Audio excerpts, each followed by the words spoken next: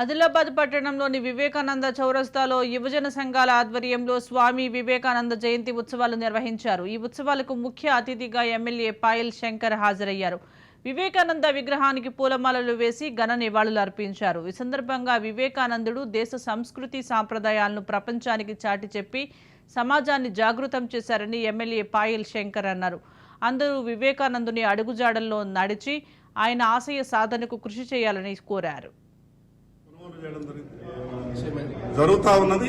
ఈరోజు స్థానికంగా ఉన్నటువంటి ట్రేడర్ల మధ్య, జెన్నింగ్ ప్రెసింగ్ యజమానుల మధ్య, అదేవిధంగా లారీ అసోసియేషన్ మధ్య ఉన్నటువంటి చిన్న చిన్న ఇబ్బందుల విషయంలో ఇప్పుడు మార్కెట్ ని ఆపడం జరిగింది. ఇరు వర్గాలని, ట్రేడర్స్ ని, అదేవిధంగా మార్కెట్ కు సంబంధించినటువంటి అధికారులు, అదేవిధంగా లారీ అసోసియేషన్ కు సంబంధించిన వాళ్ళందరూ కూడా పిలిపించి చివరికి సమస్యలు ఏమైనా కూడా జిల్లా యంత్రాంగంతో మాట్లాడి సమస్యలు పరిష్కారం చేసుకోవాలని చెప్పడం జరిగింది. రైతులకు ఎక్కడ ఎవరు కూడా ఎటువంటి ఇబ్బంది పెట్టద్దు. ఎందుకంటే సీసే కొన్నటువంటి పత్తిని ఇక్కడనే స్టాక్ ఉంచుకుని వాళ్ళు మాకు పెట్టడానికి గోడౌన్ లేవని, వేళ్లు లిఫ్ట్ అయితే లేవని, బయట నుంచి వచ్చేటటువంటి లారీలను ఎవరు కూడా రాణిస్తలేరని ట్రేడర్లు, సీసీ అధికారులు, మిగతా వాళ్ళు చెప్పడం జరిగింది.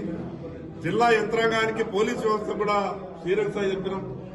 లా అండ్ ఆర్డర్ ని క్రియేట్ చేయడానికి ఎవరైనా ఉద్దేశపూర్వకంగా ప్రవర్తించే ప్రయత్నం చేస్తే దాన్ని జిల్లా యంత్రాంగం కట్టడియాల్సిన అవసరం ఉంది. అంతిమంగా రైతులకు ఎవరు ఇబ్బంది కలిగించినా దాన్ని ఎట్టి పరిస్థితుల్లో క్షమించేటటువంటి పరిస్థితి లేదు. ఆదిలాబాద్ లో ఉన్నటువంటి పత్తి రైతులను ఆదుకోవాలని